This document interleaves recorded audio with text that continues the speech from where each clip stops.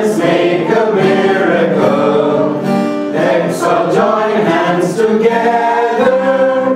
Life on earth is so wonderful, and people laugh and dance and struggle as friends, and all their dreams achieve their ends. Then He has made a miracle, people climbing together. Soon we reach to the pinnacle of every mountain peak we hazard as one. We lift our hands to welcome the sun. Join us. Then He has made a miracle. Let's all join hands together. Life on earth is so wonderful, that people laugh and dance and struggle as friends, and all their dreams achieve their ends. Then He has made a miracle, people climbing together. Soon we reach to the pinnacle of every mountain peak we hazard as one. We lift our hands to welcome the sun. We lift our hands to welcome the sun.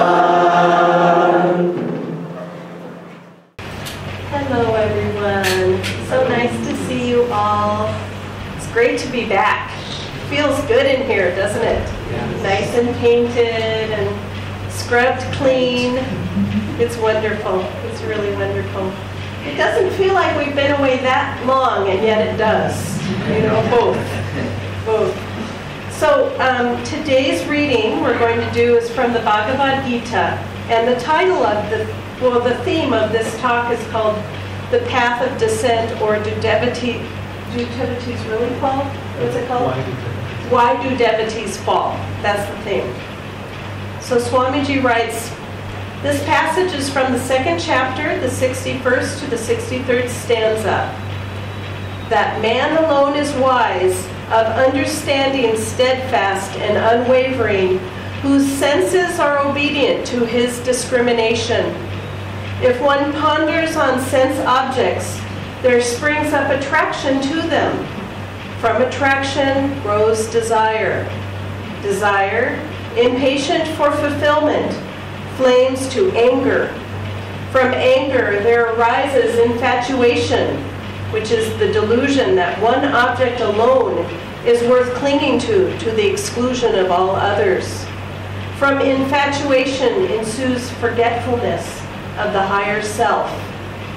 From forgetfulness of the self follows degeneration of the discriminative faculty, and when discrimination is lost, there follows the annihilation of one's spiritual life.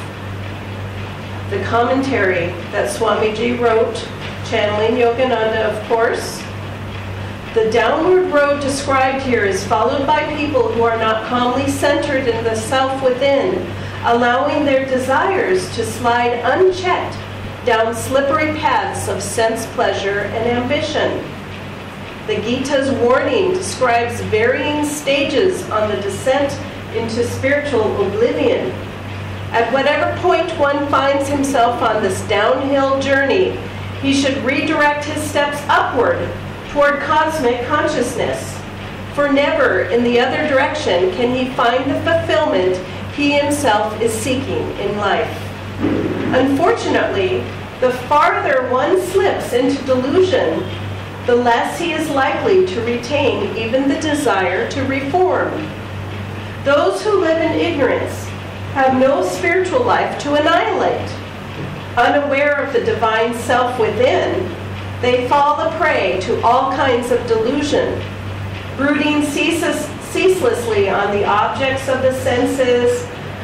They become increasingly attracted to them, to the point even of wanting things which the healthy mind rejects as despicable. Maddened by desire, they lose all sense of proportion. Impatient to achieve their fancied fulfillment, they may willfully sacrifice lifelong friendships, their own present and future security, and the respect of everyone they know in their eagerness to get what they want. Fortunately, not many people sink so far into the depths, but manage to pull out of their tailspins before losing their discrimination altogether. In such people, then, the disease of spiritual ignorance assumes a less virulent form. What few realize is that even if they manage to avoid plunging to their destruction, life forever confronts them with a radical choice: the upward path to God consciousness and the downward into spiritual darkness. To fail to choose rightly is to fail anyway, for mankind is ever called from within to tread the way of enlightenment. If anyone instead rejects life's higher goals, he may retain a superficial hold on morality, but he will end up slipping into the ditch of spiritual stagnation all beside. The road to hell, it has been said, is paved with good intentions. Virtue is not founded on passive goodness, but on an active aspiration toward perfection. One who fails to enter energetically into the upward flow of evolution finds his spiritual faculties eventually atrophying.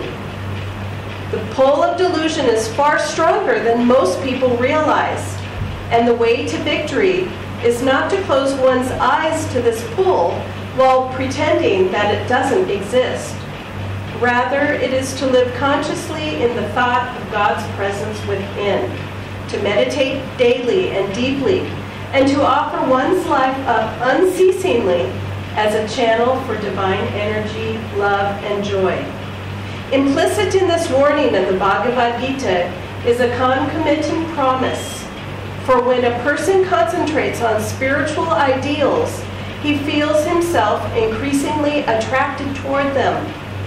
From this attraction grows the desire to live by them. The desire to live spiritually develops into an intense yearning for God. Such divine yearning flames to impatience with anything that might preventing one from realizing Him. From this impatience, with lesser realities toward absorption in the consciousness of God. From such absorption ensues forgetfulness of the senses, and from sense forgetfulness arises indifference to worldly modes of thinking and behaving. Estrangement from worldly consciousness results in the complete annihilation of delusion. Such is the ascending road. To which the ignorant are attracted like water drawn into cavern depths, sweeps them down into ego bondage. But the upward road leads to eternal freedom. The fundamental difference between these two ways is that matter attraction, unlike the pull of spirit, is one-sided. Material objects remain unconscious of the affection people pour out to them. Indeed, only love that is offered to God is truly requited. The infinite beloved responds tenderly to the least effort on our part to commune with Him. The secret of fulfillment, as the Bhagavad Gita hints, is to reverse our direction from the world of the senses to that of the indwelling spirit. Thus, through the Bhagavad Gita, God has spoken to mankind.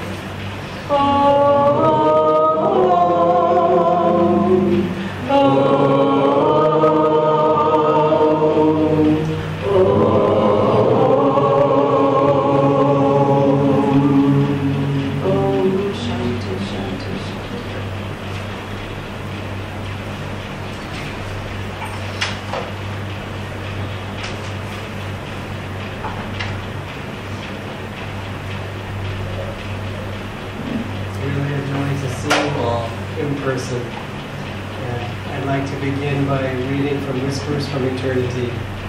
This is a book of prayer poems by Paramahansa Yogananda. This is demand not to be enslaved by the ego or by ego-centered passivity.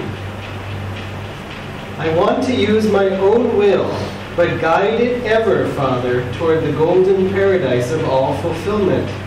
For I would be infinity's smiling child, confident of being imprisoned no longer behind bars of fruitless desire and withered hopes.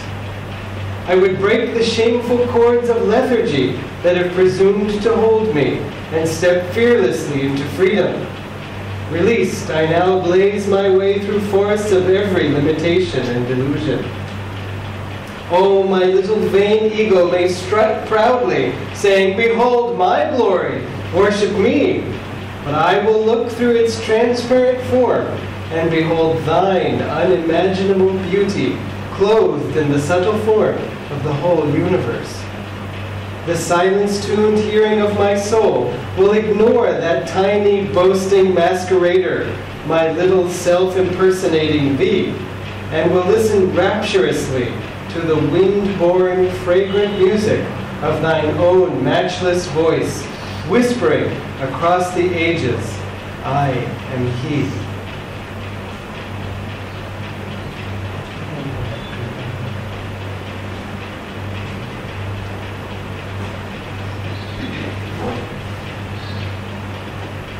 We are so glad to be here, home again, and you will have to forgive us. We have a little bit of jet lag, and I was thinking, if you haven't experienced jet lag, when you do get the chance, you're really in for a treat. It really makes life very odd and unusual.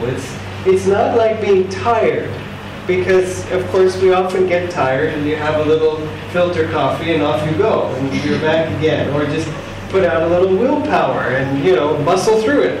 But if you're a young person that has older friends or relatives complaining about memory loss or other kinds of things like that, if you want to have greater empathy for them, just fly halfway around the world. And then you find yourself in the middle of a sentence just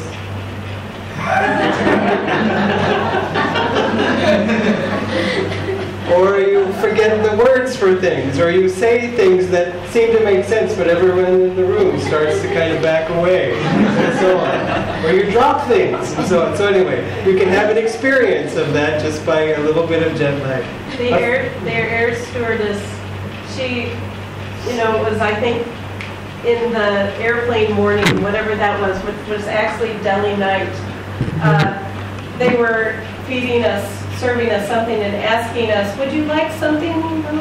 And so I couldn't speak. I said something like, I would like and I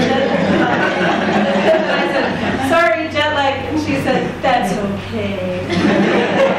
Everybody experiences that. She was the nicest stewardess I've ever had. Very often they're like, what? What do you want? Especially the ones going to the U.S. Those are really bad. A friend of mine and I were traveling a lot throughout India. This isn't really about jet lag, but just exhaustion from traveling. And when he got back, he and his wife were on to lead the chanting for the satsang that day and for that evening. And though he was tired and though he was desperate to get out of it, he felt the noble thing would be to go and at least accompany his wife while she chanted, and then to his horror, she handed the harmonium to him. This really is a friend. This is not me cleverly telling a story about myself. And so he was... Which never happens. He was chanting and kind of going along, and then he found at one point that the audience was struggling to follow him, so he started singing more loudly, and his wife kind of elbowed him, so he sang even more loudly to make sure they could hear. And then, after a while, they sort of got into it again, and afterwards, he said to her, what happened? She said, in the middle of the verses, you switched to a different chant. He was so fogged he didn't even realize it. So anyway, these kinds of things happen. When I first saw this topic this morning, how do devotees fall? I mean, in fact, every year when this set of readings is one that we follow throughout the Ananda centers, created by Swamiji, to cover basically all the topics of the spiritual path, and it's a progression. And in fact, this is something, as I said, that all the centers do. A friend of ours was saying to us that he was watching different Sunday services online and was shocked at the coincidence that they were talking about the same things that we were talking about. And then slowly it dawned on him that there was a common set of readings that everybody was following. But every year when we get to this, how did devotees fall, there's a little bit of a... because it's a really important topic, but on the other hand, it can kind of be like, oh, do we have to really talk about that? Especially today, we're all so happy to be back together. And it was sort of, can't we just skip to next week, how devotees rise? But this week, it's why do devotees fall? And it's actually, I'm glad it came up now, because it's very important to keep in mind, through all the joy and all the friendship and all of the benefits that we feel in our lives, that still the spiritual path is a very serious thing. It's serious and joyful. As Sri Yukteswar said, to find God one need not disfigure his face, I'm a devotee, and so on. If that's what your devotion is producing, then maybe it needs a little tune-up. So definitely our path is a path of joy that Master has laid out for us. But still, it's very serious. It's very much something to take seriously in the way of cultivating, in the way of nurturing, and in the way of keeping our eyes on the prize, so to speak, keeping the goal ever before us, and finding ways to keep moving forward. Master said a rather horrifying thing, that you can... on the spiritual path, you are either moving forwards or backwards. It's not possible to stay still. And when I first heard that, I thought, well, I don't think he was talking about me. But he is, because we might say, well, I'm doing well, I'm having good enough time, things are going well, I think I can just kind of coast. But as soon as we start to coast, you can think of, even if our forward movement is forward, the momentum is gone. The forward pushing energy is gone. And sooner or later, we'll find that we can start to drift. Now, this is not you better get it right in every instant or else you're finished. It is not that. That's one of the delusions that comes in the path in the beginning. That if I make one wrong step, then I'm finished for the rest of this lifetime. It's not true. Thank God it's not true. Our progress ends up looking more like this. You've probably heard the expression, 3 steps forward, 2 steps back, 4 steps forward, 100 steps back. Who cares? Just go forward. Just keep going forward, because what choice do we have? That was the point that Swamiji was making in the reading, that by contemplation on the self builds a desire to merge into that self. I'm paraphrasing badly, but again, see the comment about jet lag in the beginning. So, that it's because the Gita, Krishna says by contemplation on the senses, from that arises attraction to the senses. So we're aware of what to watch out for. But we can use that same flow to flow into God. From contemplation on the higher self builds an attraction to that self. And remember that we are all on the spiritual path. We're all here today, even. We all want to find God because we're having a good time. In other words, you should be enjoying what you're doing, with a little asterisk I'll throw in there. But for the most part, it's because it's fun, because you find benefit that we keep doing it. And in that way, you can even call it an ego-motivated action. That, is that so spiritual? I'm only pursuing it because of what I get out of it. That's sort of the perfect description of the Vaishya consciousness, spiritually speaking, not speaking in terms of caste, but in terms of exchange. I give something, and so that I get something out of it. And so if I only seek God just because I get benefits, isn't that just sort of, again, this give and take consciousness? Maybe, but it's divine selfishness, Master called it. It's fine to, anything that helps us to go forward is good. And will any of us really do something that is completely harmful and distasteful to us? Now, sometimes we do wrong things. As Arjuna asked Krishna, why does man, against his will, seems compelled to commit error? And it's that against his will that really touched my heart the first time, because it's sort of like, look, even Arjuna had a hard time. Or at least he saw everybody having a hard time, that I don't want to eat this 7th piece of cake, and yet I must have it. And then, why didn't I stop at 4?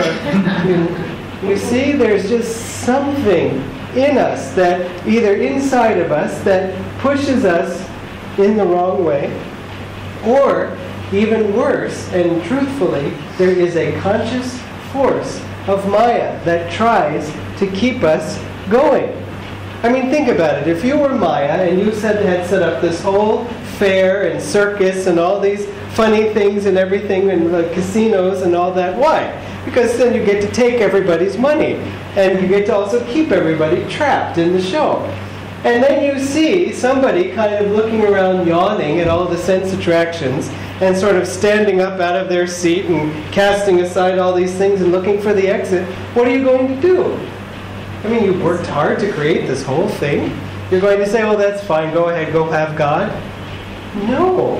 You start to put up more challenges. In fact, casinos in America are built like mazes intentionally to keep people from finding their way out. Not that I know from personal experience or anything.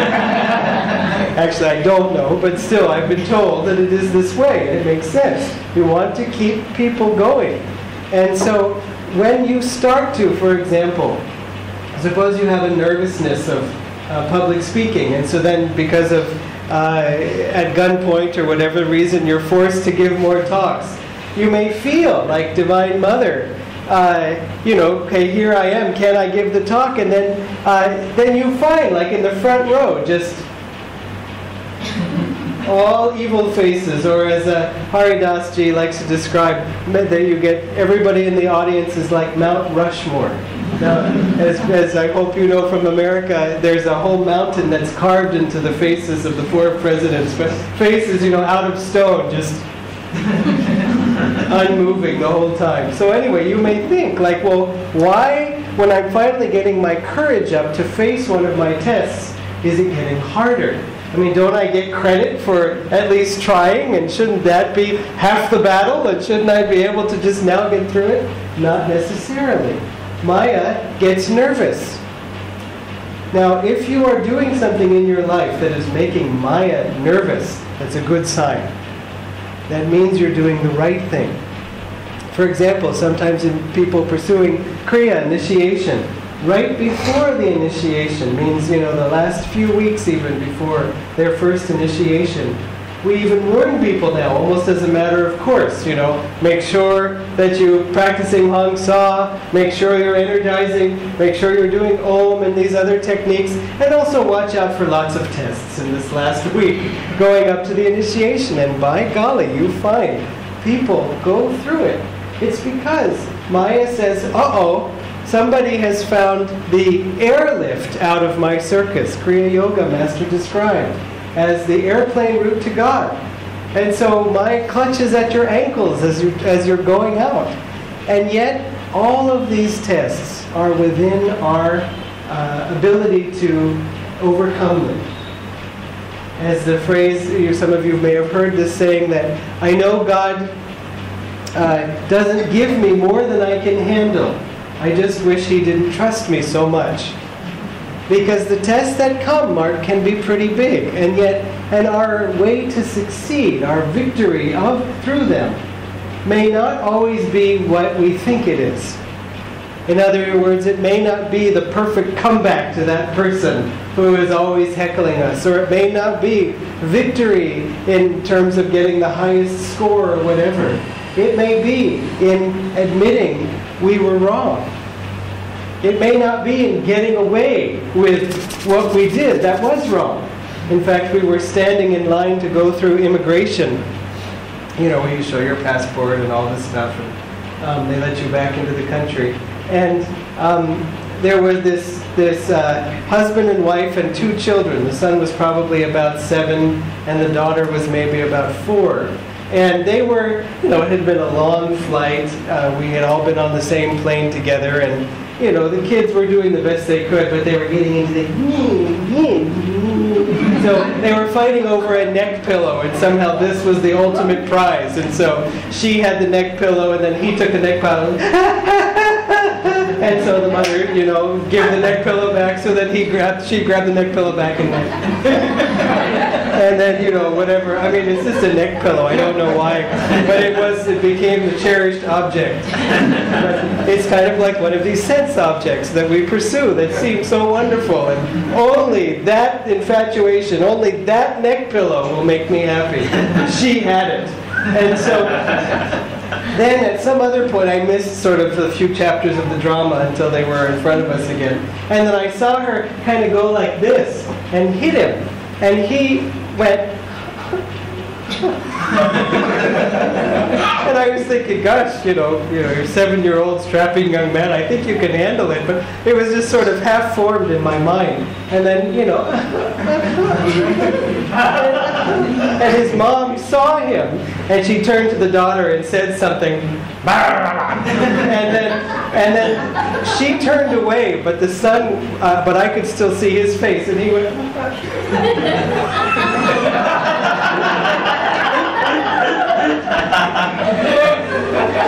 and I thought, gosh, what a universal sentiment in every language, in every culture, in every age.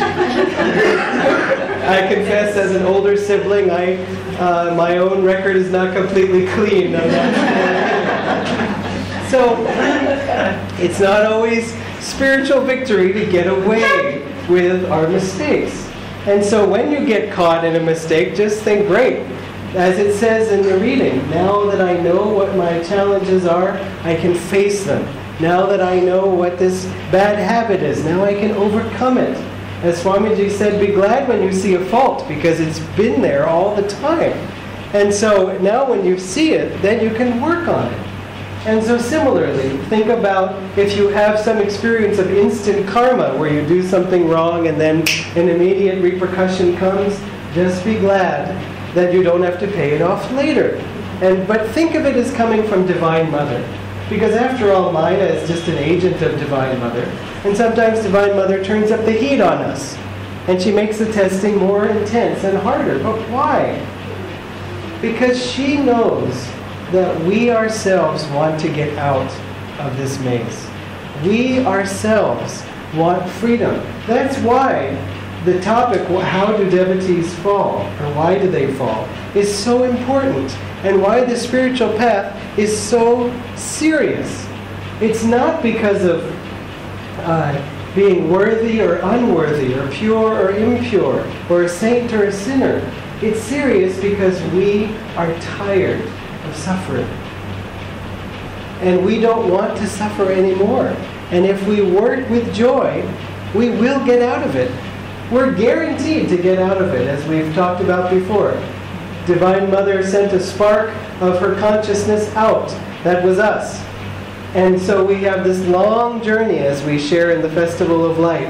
And then, because of duality, if we've come out, we have to eventually return. All souls will eventually return, but in their own time. And what becomes serious is that time. That we don't want it to take any more time. As again it says in the reading, we become impatient with the fulfillment of our desire for God. We say, I don't want it to take any more time. Now don't let that impatience pull you off again. But just constantly offer to God, Divine Mother, I know I don't have to be perfect to receive you. Come into my heart and make me perfect. It isn't that we have to scrub ourselves completely clean and become so that God notices, oh, you cleaned up today.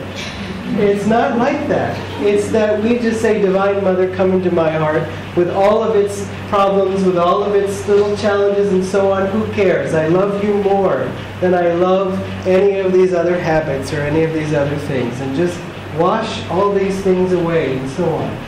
And so approach God with that trust. Remember that the thing that causes us to fall is the ego. As the reading, the poem from Whispers from Eternity, that little imposter that says, behold my glory, and so on. And so the ego is basically the obstacle to our freedom. And it's literally true in the sense that the first stage of enlightenment, nirvikalpa samadhi, and to become a jivan mukta means you overcome the ego. You do not overcome all your karma. That is the second stage, after you've overcome the ego. When you overcome the ego, you no longer create new karma. The ego is that which creates new karma.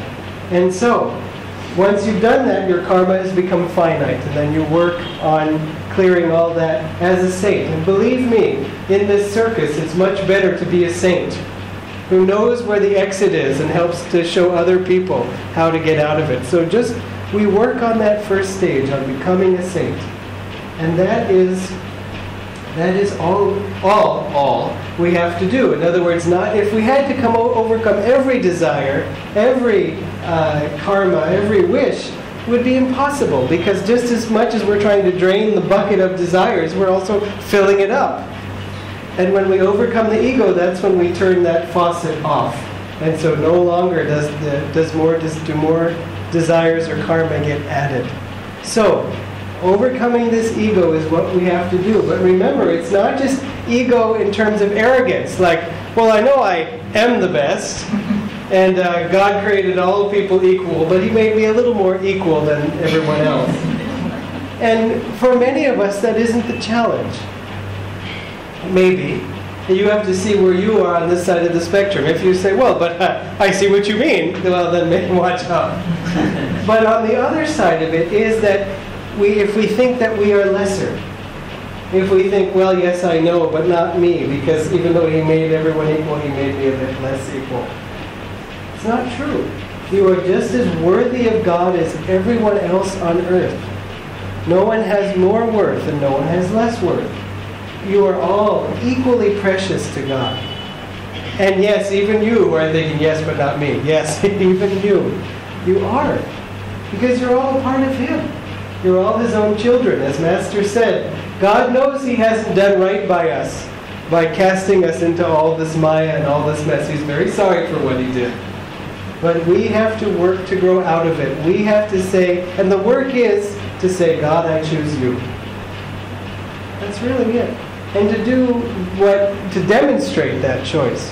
But if you have been feeling not so great about yourself, remember, that's just as much of Maya's trap. It's just as much ego to think you are less than to think you are more. Because you're thinking mostly about you. Either way. Who cares? Just think God is great, and that's what I want. And I don't care about anything about myself. Let me focus on Him and let Him make me what He is. And it was sweet because we were playing during the fire ceremony a recording of Swamiji, and the volume was very low. We weren't really able to follow it perfectly well.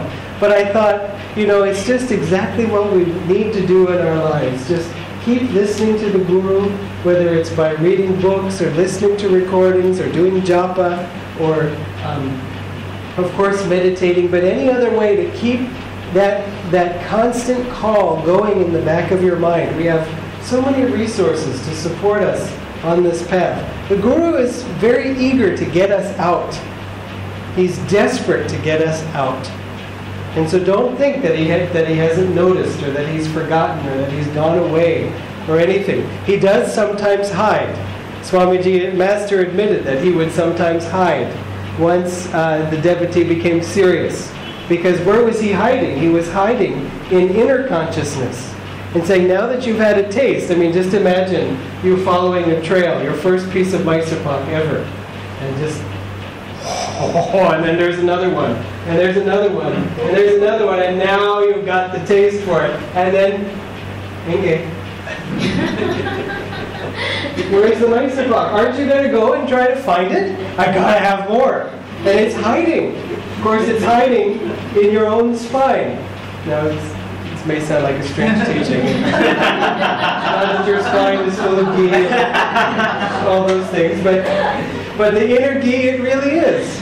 The Amrita that's described in the Gita and other points in the scriptures is an actual experience that happens when you enter into Kechari Mudra, which I'm not going to go into. But basically, there is a secretion that tastes very sweet that comes from the pituitary gland or something, but it's also an inner experience. I can't describe it from my own experience, but it's a part of, as Master said, God can come as 1,000 beautiful tastes crushed into one. And Swamiji heard that and thought, oh, how thrilling, I want to experience that. It's good to want these things as experiences of God, not as experiences for ourselves to then accumulate. Let's say I've seen the spiritual eye, I've tasted that sweet taste thing, I've heard Om. You don't want to approach it that way, because that's just the ego. It does this. Watch it. It clutches it says, look, I don't want to be spiritual because I don't want God, because that means I'll get annihilated. Then finally we do get on the spiritual path, and then we enjoy that. And then we start to have spiritual experiences, and the ego says, fine, then I can do it this way. I heard the sound of Om. I had a very deep meditation. And it clutches these blessings to itself. Just say, God, thank you for this experience, and let it fuel my hunger for more. So remember this statement from the Gita. From contemplation on sense objects springs attraction. From attraction comes desire. Because again, if we're attracted to something, then we start to want it. If we're not attracted to it, then we don't want it. And this is one of the most important statements. Desire, impatient for fulfillment, flames to anger. And so if you're thinking, which sometimes can happen to us, I don't think I have many desires left, then notice if you ever get angry. And if you ever get angry, then it means that you had a desire that didn't get fulfilled. And I say this from personal experience. You can sort of reverse engineer what your desires are by noticing the things that make you mad. Because there's some hidden desire in there that didn't get fulfilled. And so it can be very helpful, but again, in a positive way. Thank you, God, let me let go of that. Rather than, oh my gosh, I'm so terrible and all those things. Then that's when Maya is thrilled and God says, oh, come on, please, just come home. Please come home. But what does this state of consciousness look like? I thought it would be nice to end with, because although we want to know what to watch out for, we also don't want that to be the whole spiritual path. Because if it's just, it all starts with contemplation of sense objects. So I will not contemplate sense objects. Would you like Vaisabhak Bandam? Would you like Idli Bandam? I don't want any sense objects. I will just stay in a little cave and so on. It's just not possible for most of us to do that. You can find God by shrinking the ego to zero. But you can also find God by expanding the ego to infinity. And in this age, and even among this path, though it will differ devotee to devotee, in general, we want to be samadhi affirming rather than just ego negating. If we focus all our time on negating the ego, we end up focusing all our time on the ego. Instead of focusing all our time on God and on samadhi, as Master said, don't say, when will I have God? You have Him! Live in that thought. So, what does it mean to live in that thought? What does that look like? I wanted to read this. This is from the Renunciate Order for the New Age, and it describes the Nayaswami order. It's the book Swamiji wrote when he first presented the Nayaswami order. And if you haven't read it or haven't read it recently, it's an incredible guide to the spiritual path. Whether you are a part of the order, it's open to all people at all stages of life. Excuse me. There are differing stages of renunciation. But to be on the path, we really are renouncing the world. We may enjoy God through the world, but we're renouncing enjoyment of the world on its own, or for its own sake. And so the vow of complete renunciation, or the Nayaswami vow, is this. And think of this as your way of seeing God in everything and of living with God in everything. From now on, I embrace as the only purpose of my life the search for God. And then this is more relating to complete renunciation, but it's certainly something we can also do in spirit.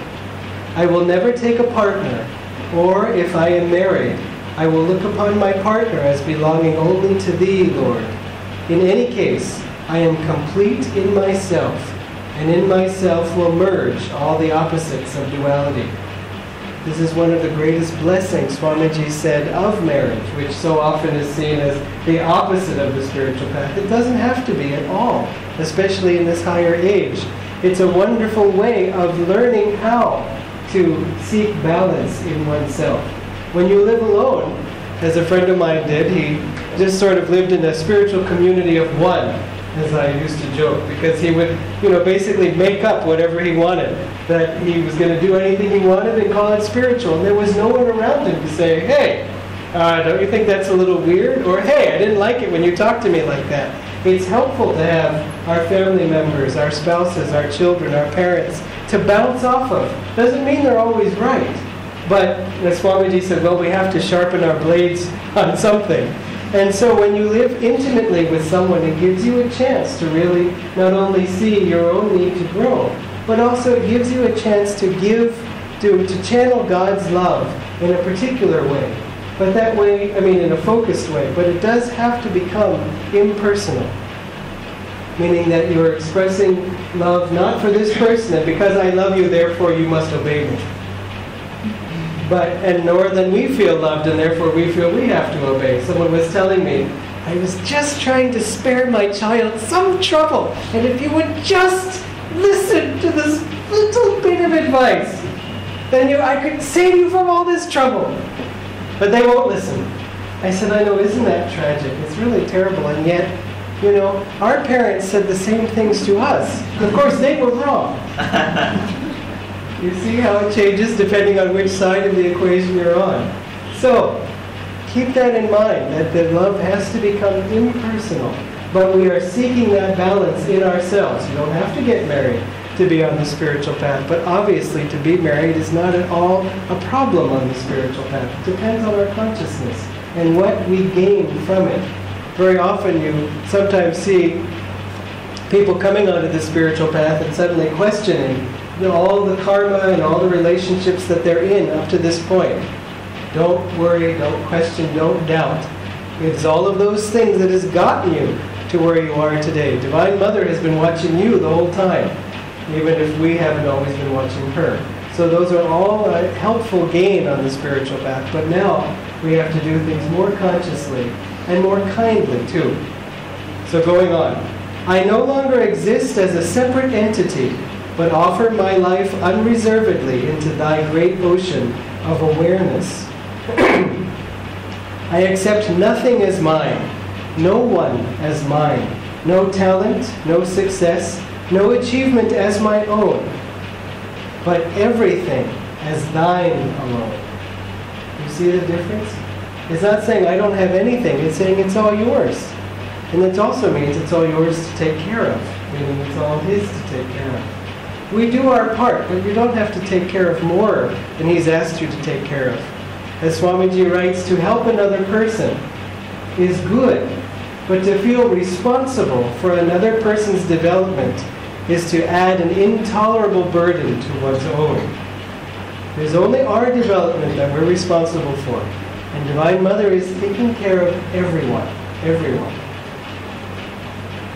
I will feel that not only the fruit of my labor, but the labor itself is only Thine. Act through me always, Lord, to accomplish Thy design. I am free in Thy joy, and will rejoice forever in Thy blissful presence. And that statement is on the wall of Swamiji's Moksha Mandir, on the interior of it. Some of you may have seen the photos. Help me in my efforts to achieve perfection in this, my holy vow, for I have no goal in life but to know Thee and to serve as Thy channel of blessing to all mankind. God bless you all. I am constantly amazed at how Swamiji took so much effort, made so much effort to describe our teachings in so many different ways, so that no matter what consciousness we're in or what stage of life we're in, he wanted to make sure we could understand on a deep level through so much description. You'll find that when people are kind of newer on the path and maybe talking about things, they might say, well, if you would just meditate, then you could get it. You know, you might have heard people say that before. If you meditated more deeply, then you would understand. But really, that's not a good thing to say to people. You know, it's obvious. Here we are on this path. We meditate, okay? We do the best that we can. So you can't, if someone doesn't get it, you can't just say, well, just meditate more deeply. You know, instead, Swamiji would just write and write and write all these different things to help us understand more deeply. And these explanations allow us to, when we do meditate, to understand it on a level. And so I was reading, Swamiji wrote these books called The Secrets of Life. And so on it, there's the secret of happiness, the secret of bringing peace to the earth, the secret of comfort and joy, all these secrets that originally came out in little tiny books that were meant for one day per month. Kind of like Living Wisely, Living Well, but completely different. And so Secret of Happiness has 30 secrets of happiness. And I was amazed at how many of those secrets of happiness were about right attitude and practicing the right way to live, as opposed to just meditate more deeply and you'll get happiness. You know, meditate more deeply and finally you will feel that happiness inside, okay? You know, that kind of a thing. Instead it was, you know, what Swamiji did was every moment of his life, he made the choice to think in higher consciousness. Every moment. And so watching how he, maybe 3 of the 30 were this thing about God, this thing about meditation, this thing about God. And of course God is infused in every single thing he wrote for those 30 things. But they were, you know, 27 very practical things we can do now that, yes, may have to do with prayer and meditation and everything, but our behavior, you know, things we can do, ways we can think, ways we can uplift our consciousness, not just only in meditation, but also in front of the computer, or when we're with a friend who's upset, or when we're cooking, or whatever we're doing. We can always make that choice in this moment to uplift our consciousness. And he did that, and he showed us what someone who is headed towards self-realization does. You know, the only difference between ourselves and Swamiji is that we're not making that choice every moment to have the uplifted thought. He got to the point in his commitment, in his ability, through his sadhana and through the blessings he constantly asked for. He got to that point where every moment he could make that choice until it was effortless. And just as he said in this reading, you know, it starts out in the Gita where it's saying, this consciousness leads to that, consciousness leads to that, leads to that, leads to that. That's the fall. And Swamiji said in his commentary, and so this thought of God leads to this, leads to that, leads to this, leads to that. You see? And so if we can learn in the moment to make the right choices, and what meditation does, and of course we always say this, is it gives you that extra second to really make the right choice. And so if we can, in each moment of our life, begin to be more and more conscious of how we're responding And then just like that affirmation talked about today, introspection, just we have to detach the thought of I am bad with the word fault. Just because we have a fault or a delusion, that doesn't instantly mean we're bad. And if we can separate the two and instead say, I'm curious about my delusion. Oh, that was my delusion? I want to know the truth. And if we can just have the attitude of, I want to know the truth, it's amazing how we can feel so much pain from exposure of a fault. Isn't that amazing? Like embarrassment or shame. Just because someone sees something that doesn't look so great. But after you kind of get over the humiliation of it, that someone else saw it, then you can kind of feel a little more free and go, wait a minute, now when I did that strange thing or something bad happened and other people saw it and I didn't become like an enemy of society, or it wasn't when I walked in a room everyone whispered horrible things about me and then I became this, pariah of society. Suddenly, okay, I'm not perfect in this human way. That's not the perfection we're seeking. We're seeking that inner perfection of being able to turn our consciousness up to God and finally feel that bliss every moment. And so think about how just in small ways we can make little changes. I want to know the truth. It's kind of easy to read that Gita chapter and say, I have no attachment to material things. Check. But then we forget, my ideas, my thoughts, my feeling, what do I feel stubborn about? My opinions, my thoughts, my criticisms, whatever it is. Those are the things that once we're devotees and we're kind of like, I don't really have to live in a castle, I don't have to have a Mercedes, you kind of, that part of ego kind of goes away. But it's like, okay, material things, adios. But in actuality, then we get to the harder parts. The letting go of the external. Especially in Chennai, I was very, very happy that the norm was not all the women are dressed in their best saris and their jewels and gems, and all the men are, Delhi can be a little bit like that.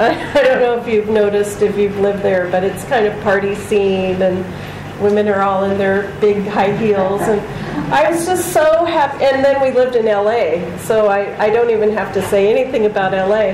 But I was so happy to be in Chennai just to see ladies dressed normally, men dressed normally, just kind of general, you don't have to get over that part of it. It's like, what? So I lost my earring. That kind of a thing. It was nice to see that, because that's the first layer, though. That's not the second and the third and the fourth layer. But at least we've got that layer gone. And so let's get down to business. And that's what we're doing here. And together, the longer we're with each other here in this spiritual community, the more we get exposed. We might make mistakes in our attitude or behavior, and then we forgive each other, and we understand that people are human and might make us more humble. And all these things are important in spiritual community. They really are. And over time, that'll just naturally happen. And there will be little dramas and things like that. That always happens. But really, it doesn't matter how we appear to others. What matters most is how hard we're trying inside. And I don't mean hard like difficult. I just mean actually relaxing into God, relaxing into feeling His presence. We have to relax in order to let God in. And if we're driven and feeling tense, it's very difficult to relax and allow God for us to feel God. And to also focus, the longer we're on the path, the more we need to focus on attaining stillness. And so stillness in our meditation, stillness in our thoughts. This is something, after you've had Kriya for a while, you want to really start cultivating stillness. And it's only through stillness that you can perceive. It's only through stillness that you'll feel God's presence, that you'll feel God talking to you, that you'll feel God guiding you. In this affirmation for introspection that Swamiji wrote about, he said introspection is being willing to listen and follow the inner message. That's introspection. So we say, suppose, looks like Mary logged out. We say, what do you want me to do now, God? Something happens, we lose a job. Rather than immediately jumping to the website that gives me all the jobs, we might take a moment and say, what do you want me to do now? What should I do? Help me meditate. Help me dig deep into what I've built now as my spiritual life. Help me dig into my spiritual life and feel what it is you want me to do now. And we want to start developing the habit of when a difficulty happens in our lives, rather than all the senses going out immediately, that we withdraw within the spine and we ask God first. It'll save a lot of energy from running around in circles trying to get comfort from everybody else, or talking forever about some difficulty until maybe someone will finally make me feel better. Instead, we want to just go inward first. And it really wipes out a lot of that need for the chatter. And keep going inward until you get the answer. Don't stop. Don't give up. Don't say, oh, I didn't get the answer. I really tried, but I didn't get the answer. The answer is there. It's just a matter of us getting still enough. Just keep trying, because it's there. And you can hear it. Everybody in this room has the ability to hear God's guidance within. Everybody. So it's there. It's just a matter of listening. And the other point that I really loved, what Swamiji wrote in that commentary, was that our attachment to material things is only one way, but the attachment to God is two ways. So it's like, oh, I really love this thing, or I really love this, but it doesn't give us anything back. Only our senses go out to it until they drain. But when we give to God and God gives back, He pulls us up. His conscious force pulls us upward more and more and more. And that's the other thing we can perceive in meditation is, suppose you really want something, meditate on it. Maybe it has a use, and you want it because there's actually a use you need it for. And you can decide in your meditation, is it just some attachment, or is it something that could really be useful? That's why we have a material plane, because some things are very useful. But meditate on that and try and figure out, where does that come from? And that will help decide whether we're just trying to pour our senses into something versus whether, wait a minute, this is a really useful thing. Just like having a center, paying rent for it and paying the bills, it's a really useful thing. And if we choose someday to go into a bigger center, that would be a very useful thing. So you see, some things are very useful, but we meditate on it and we kind of decide with God what is right for us. So So nice to see your shining faces, everyone, and we're just so glad to be back. Whew. It's nice not to be traveling anymore, and we decided that home is where your own bed is.